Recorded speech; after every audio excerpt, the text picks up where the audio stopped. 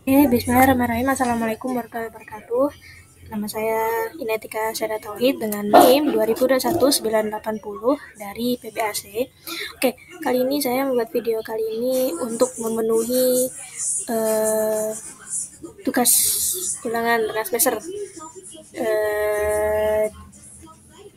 dengan mata kuliah Balagoh yang diambil oleh Ustadz Agus. Oke, saya di sini akan mempresentasikan atau menjelaskan tentang beberapa contoh kata-kata tasbih, majas, dan kinayah dalam Al-Quran khususnya untuk juz 6.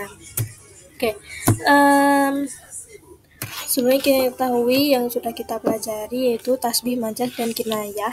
Pengertian dari ketiganya yaitu tasbih adalah katanya dipergunakan untuk menyambung letak kesamaan antara musyabah dan musyababih. Kemudian majas adalah peralihan makna dasar ke makna yang lain dengan alasan tertentu. Kemudian kinayah yaitu ungkapan yang disampaikan dan yang dimaksud oleh penutur itu adalah suatu kelaziman maknanya yang di samping boleh dimaknai oleh makna itu sendiri. Oke, langsung saja. Oke, tasbih.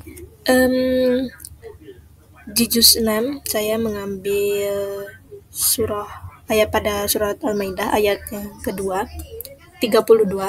Yang saya tandai merah ini adalah bentuk tasbih. Ya, bentuk tasbih mufasol. Itu dari kalimat anahu man qatala nafsan bi ghairi nafsin aw fasadin fil ardi faka'annama qatalan nas jami'a wa man ahyaha faka'annama ahyan nas jami'a. Oke, jenis gaya tasbihnya yaitu tasbih mufassal. Tasbih mufassal. Yang mana pada ayat tersebut Bani Israel diperbandingkan dengan seluruh manusia di muka bumi, ditandai dengan perangkat kana. Adapun kosatnya yaitu membunuh dan memelihara merupakan sifat yang diperbandingkan. Bentuk ungkapan perbandingan yang ditandai dengan perangkat secara eksplisit tersebut disebut sebagai tasbih mufassal. Nah, kemudian kewacanan penggunaan tasbih itu dari Ibnu Katsir menjelaskan tafsir ayat ini. Allah SWT berfirman, karena anak Adam pernah membunuh saudaranya secara aniaya dan permusuhan, maka kami tetapkan suatu hukum bagi Bani Israel, yakni kami syariatkan bahwa barang siapa yang membunuh seorang manusia bukan karena orang itu membunuh orang lain atau bukan karena membuat kerusakan di muka bumi, maka seakan-akan dia telah membunuh manusia seluruh dunia. Oke. Aspek estetikanya yaitu menunjukkan bahwa Islam mengajarkan umatnya untuk menjaga dan memelihara kehidupan serta menjauhi kekerasan. Allah telah mengutus para nabi dengan membawa semua ajarannya, termasuk mengajarkan untuk menjaga kehidupan dan menjauhi tindak kejahatannya. Oke, kemudian majas. Saya mengambil kalimat majas pada surah An-Nisa ayat 153 yaitu yang kita tandai pada kalimat fakhodat sumus so'ikoh. Nah, jenis majas ini adalah majas mursal. Oke, majas mursal.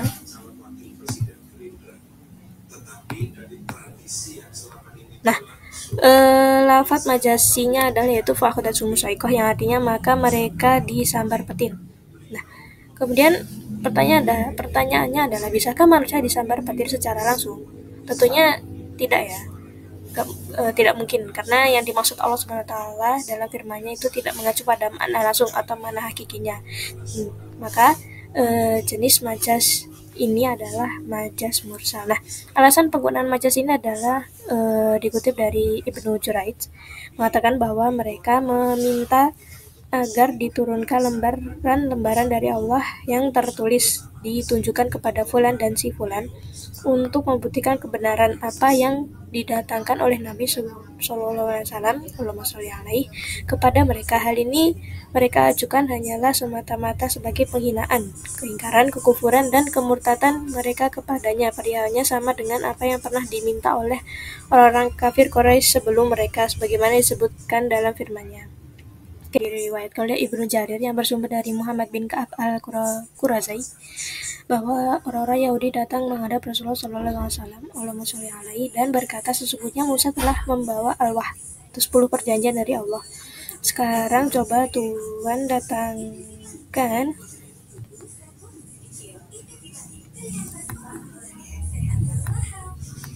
Datangkan Allah kepada kami agar kami percaya kepada Tuhan. Maka turunlah ayat An-Nisa surah An-Nisa ayat 153 sampai 156 yang menegaskan bahwa kaum Yahudi pernah meminta sesuatu kepada Musa lebih dari apa yang dimintanya sekarang, tetapi mereka tetap ingkar karena setelah dikabulkannya permintaan tersebut oleh Allah, sehingga Allah melaknatnya. Setelah mendengar ayat ini, berdirilah orang Yahudi dan berkata, Allah tidak menurunkan apa-apa kepadamu dan juga tidak menurunkan apa-apa kepada Musa, kepada Isa, atau kepada siapapun. Maka Allah menurunkan wa ma qadarullah haqqa qadri. Mereka tidak menghormati Allah dan penghormatan yang semestinya. Itu tercantum dalam surat Al-An'am ayat 91 sebagai teguran terhadap kelancangan mereka. Oke, kemudian aspek estetikanya, kaum Yahudi pernah meminta sesuatu kepada Musa lebih dari apa yang dimintanya sekarang, tetapi mereka tetap ingkar setelah dikabulkannya sehingga Allah melarang. Jadi kita tidak boleh meminta sesuatu yang lebih daripada apa yang dimintanya sekarang, atau istilahnya kita tidak pernah bersyukur tentang nikmat Allah yang telah diberikan kepada kita. Nah, tapi kita tetap mengingkarinya dan terus meminta lebih daripada apa yang sudah kita miliki sekarang. Oke. Tapi memiliki cita-cita dan ambisi itu bagus. Oke, yang selanjutnya itu kinayah. Nah, kalimat kinayah sih saya mengambil dari surat Al-Maidah ayat 11 yang ada pada kata ayyabsutu ilaikum aydiyahum. Oke, jenis gaya kinayah ini adalah kinayah an-mausuf. Kemudian aspek kebahasaannya itu dari Ibnu Abbas bahwa orang-orang dari Bani Nadir hendak melempar Rasulullah dan para sahabatnya dengan batu, maka malaikat Jibril mendatanginya dan menggambarkan apa yang mereka lalu Rasulullah dan para sahabat berdiri, dan maka turunlah ayat ini.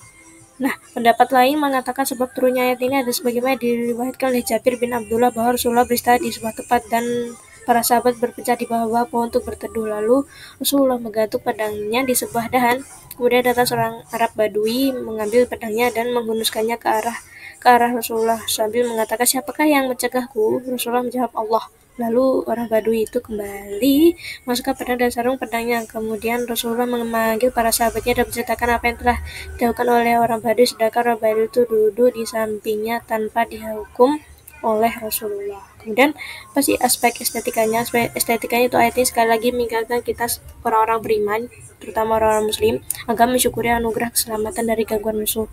Bagian selanjutnya itu dari ayat ini menyebutkan sebagian dari tugas-tugas yang dibebankan kepada mereka. Oke. Itu saja. Semoga bermanfaat. Sekian dari saya. Assalamualaikum warahmatullahi wabarakatuh.